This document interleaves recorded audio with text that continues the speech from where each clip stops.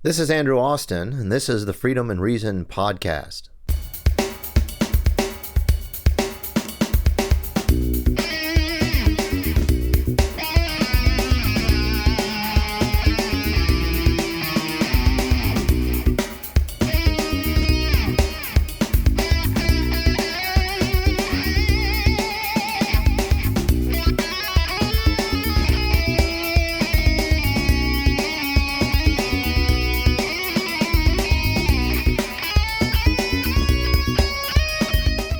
Those of you who know me know how much I like Jimmy Dore as a comedian and a political analyst. I subscribe to his channel and routinely share his content on social media.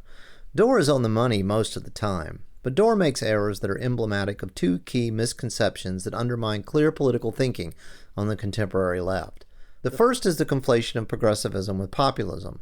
Dore identifies as a progressive, but his instincts are populist. Populism has historically appealed to farmers and workers neglected by the elite.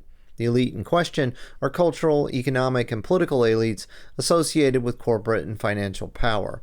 There are left and right-wing variants of populism, but the elite media have portrayed populism as a reactionary right-wing tendency. However, left-wing populism is democratic socialist in character, striving to organize and mobilize the working class to wrest control from elites and expand and deepen democratic culture, institutions, and practices. Democratic socialism seeks to transform the structure of society by completely, or at least substantially, replacing capitalist relations with socialist relations. In contrast, progressivism is the elite response to the threat socialism presents to capitalism. Progressives emphasize reform and technocracy over transformation of societal relations. Progressivism emerged during the late 19th and early 20th centuries to counter the left-wing populist critique of capitalism as inadequate to the needs of the majority of the working class. By addressing outstanding problems of capitalism, unsafe products and dangerous working conditions, substandard housing, poverty in childhood and old age, political corruption, and so on, progressive liberals hope to marginalize those activists whose arguments hail from the standpoint of social class, anarchist, communist, and socialist. The populists were pointing out that the problems plaguing working people were social problems, the root of which was elite control over capital, labor, and land, which allowed a small number of families to live in opulence at the expense of the working masses. Richard Grossman of the Program on Corporations, Law, and Democracy explains the difference between populism and progressivism in his speech challenging corporate law and lore from February 10, 2005. And the same thing happened after the populists. What did we have after the populists were crushed at the end of the 1900s? We have the movement for the next 15 years or so that's called the progressive era. And we learn more about that in school than we learn about the populists. And I think it's very important in the process of rethinking how we got here, how we got into this mess, to see that the progressives were almost the opposite of the populists, in that they basically conceded that the corporation would be the dominant institution of our time, and that the best that they could do would be to try to make it a little less bad, to try to find the best men to run it, and to kind of control them around the edges. And so when we got to the New Deal during the Great Depression, it's very important, I think, to understand that it was, in fact, the progressive agenda that the New Deal picked up and not the populist agenda. And so what I learned in school, what I learned through the culture is that, in fact, there was a constitutional revolution during the New Deal. And I think that's way overstated. In fact, none of the issues that we're talking about that gave rise to the corporate state, that enables the corporation to claim constitutional rights and to use the state to wield those rights against us, against our communities, against the animals and plants and the rivers and trees and the mountains, none of that was even challenged. It wasn't on the table. As I've written about on my blog, Omar, Ocasio-Cortez, and their ilk advance globalism, open borders, and multiculturalism. These are not in the workers' interest. The Green New Deal, which is an exciting idea, won't go anywhere without a genuinely democratic socialist movement. In other words, the politics of the so-called justice Democrats, which are identitarian, drowns the good ideas, which are progressive in any event and therefore not thoroughgoing. The Justice Democrats claim to be populist, but left-wing populism is not identitarian. Left-wing populism does not fracture the working class with accusations of Islamophobia, nativism, and white privilege, or call for reparations for black people, which assumes the validity of intergenerational guilt. what functions as original sin in the new theology of anti-racism. In contrast to what Omar and Ocasio-Cortez offer, a proper populism would represent a movement based on the broad interest of workers and women, independent of race and religion. Progressive politics, in contrast, function to drain off those who might develop genuine socialist consciousness.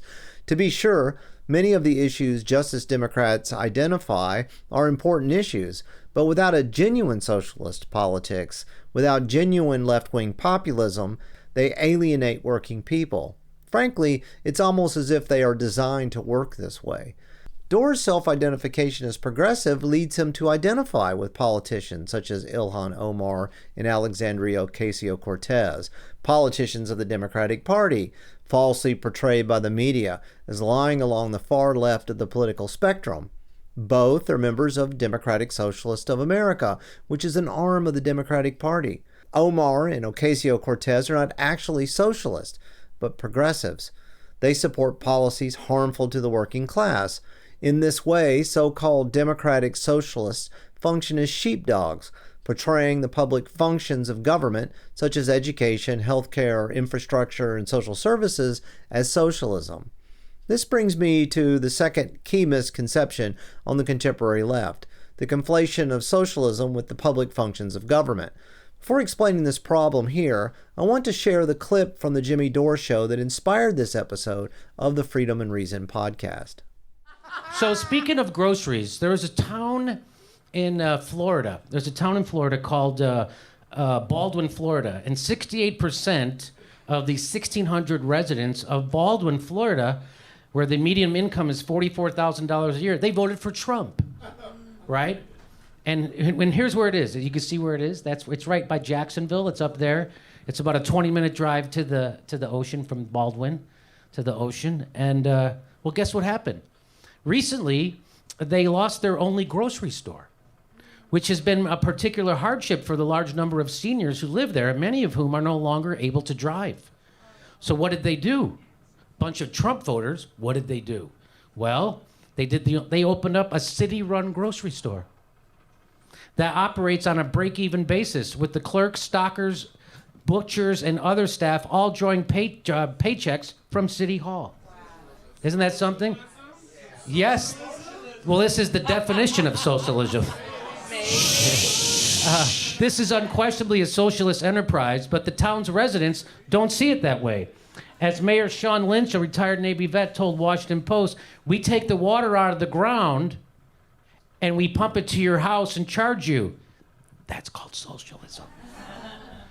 So what's the difference with the grocery store? There's no difference. They're both socialism. They're both fucking socialist. When the government sends something to your house and then you pay the government for providing a service, that's called socialism. That's what it is. People don't want to think that. Well, what about, just like paying for the fire department? That's fucking socialism. In the spring of 2016, I was asked by a student organization, the Critical Left, to speak to students about socialism. Bernie Sanders was running for president and calling himself a democratic socialist, and the organizers of the event thought it would be a good opportunity to talk about the character and history of socialism. My approach, which I will share here, was to distinguish between capitalism and socialism at the firm level. After I show the clip, I will expand on the point of the comparison. I want to apologize for the quality of the video. It was shot by a student using an iPhone. I have enhanced the audio. So in answering the question, what is socialism, to compare it to what it will replace, capitalism is a useful exercise. And so to introduce the distinction between capitalism and socialism, I want to reduce the respective political economic dynamics to the level of contrasting business firms. So I just want to encapsulate the principles that are involved. So I want you to imagine a small company selling tables. Each table has a $1,000 price tag. They're nice tables. Raw materials, equipment wear, energy cost, advertising, rent, and so forth comes to $200 a table. These are the constant or fixed capital inputs or cost. The other $800 of the price comes from the value of labor expended, what in technical terms economists call value added. That is the variable capital component, and it's termed variable because it adds more value than it takes to reproduce it, whereas constant capital is used up in production and only transfers the value contained in it. Out of it, $160 goes to the carpenter in wages.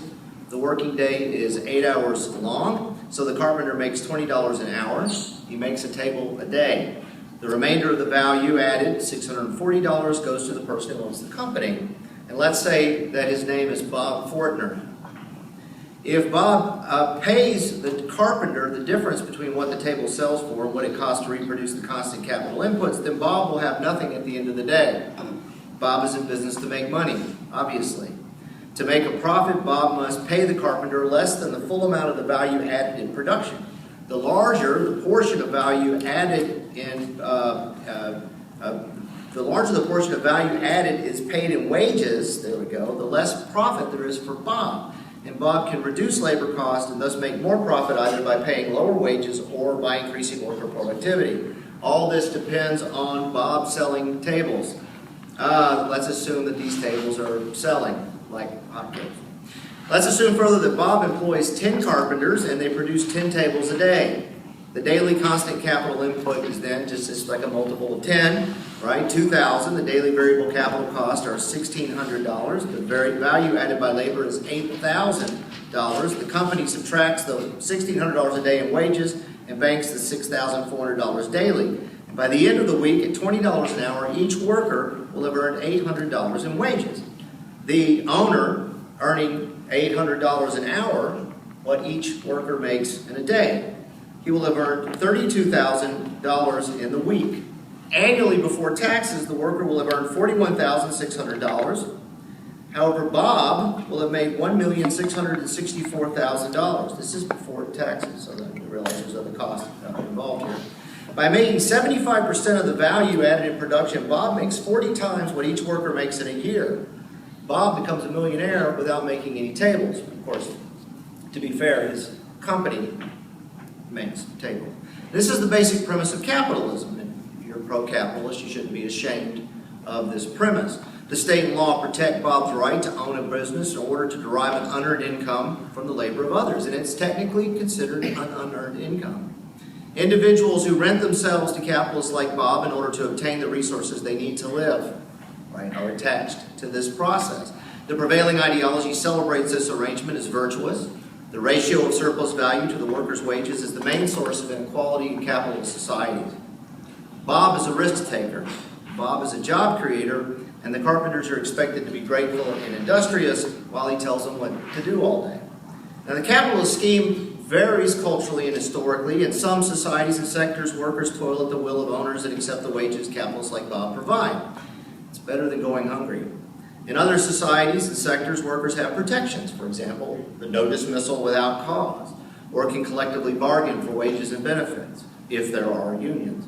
Such a society might even allow for popular elections and provide social welfare, universal health care, and public education to all its people. However much, though, these improve the social situation, none of these features change the essence of the economic relationship.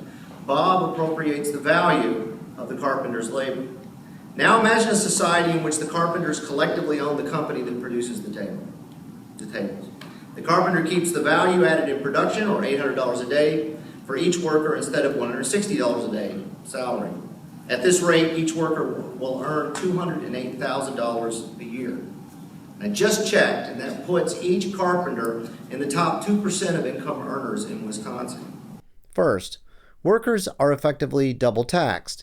They give up the lion's share of the value they produce with their labor to the capitalist who does no work. This is the source of inequality.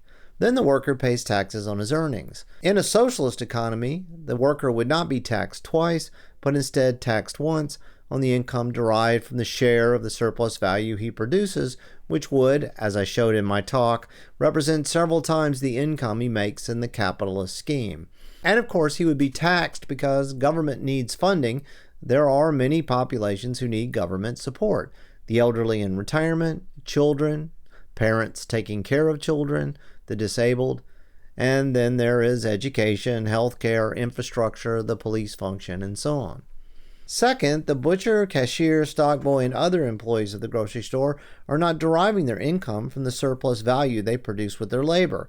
They are paid by City Hall. That is, the grocery store is not socialist, but a public function of the government. This public function would also be present under a socialist system. Collective ownership of the grocery store is not a public function. It would be a worker-owned firm, a cooperative. Third, I object to the characterization of the public sphere as socialist, not merely because it is wrong, but also because it gives my class enemies ammunition to devolve the public function, that means privatizing public infrastructure and social services, by claiming that these are socialism, which makes it all the easier to dismantle and turn it over to the capitalist market. This is neoliberalism.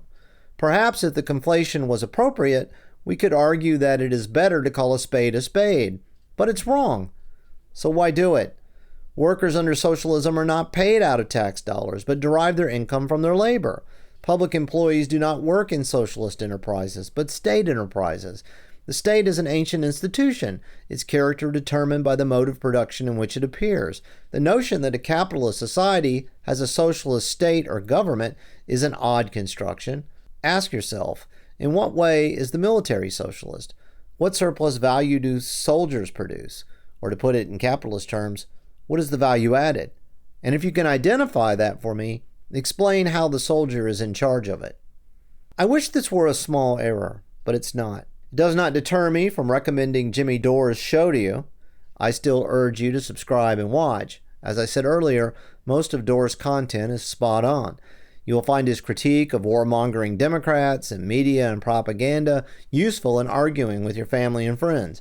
But the left needs to get this matter straight. If we want socialism, then let's know what socialism really is. Let's not wrongly give our class enemies the ammunition to make life harder for the most vulnerable among us. And let's not get taken in by progressives.